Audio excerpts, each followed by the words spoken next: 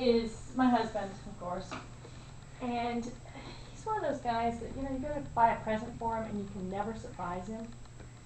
He either only gives you 2 things to choose from and there's 3 people shopping, or the rest is just, even when you think you've come up with the perfect gift, and you think he's not going to figure it out till he opens it, Christmas Eve he looks at it and goes, I know what's in that other box.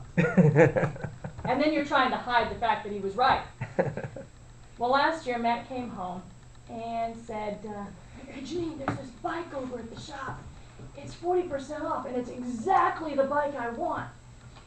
Okay, so Matt, how much is the bike going to cost me? Oh, it's 40% off. It's only $5,000. No, you can't have the bike, Matt. This went on for about 3 months. Every time he went to the shop, that bike was still sitting there just beckoning. And he'd look at me and I'd, no, Matt, can't have the bike. 2 days before Christmas, I was sitting there and I'd been thinking about this for a while. And Matt had been listening to this motivational speaker, Steve Siebold. And you know, when you hear something often enough going on in the background, it begins to imprint itself on your mind whether you expected it to or not. And I keep hearing this phrase going through my mind, middle class versus world class, middle class versus world class.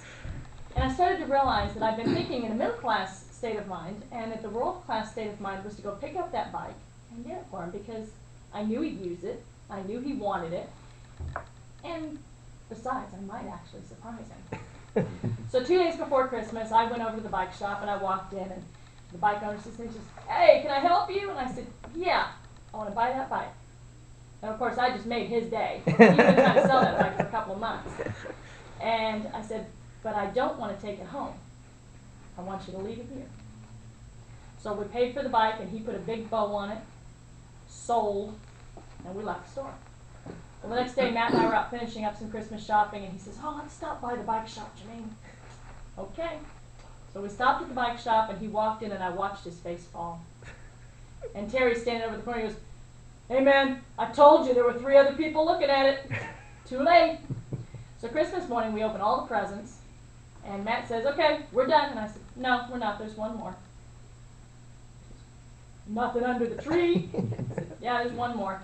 And I slid my phone over to him where I had taken a picture of that bike sitting in the shop. And he said, what's that? I said, what does it look like?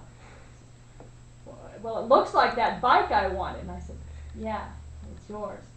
And I knew I'd surprised him, and he started to cry.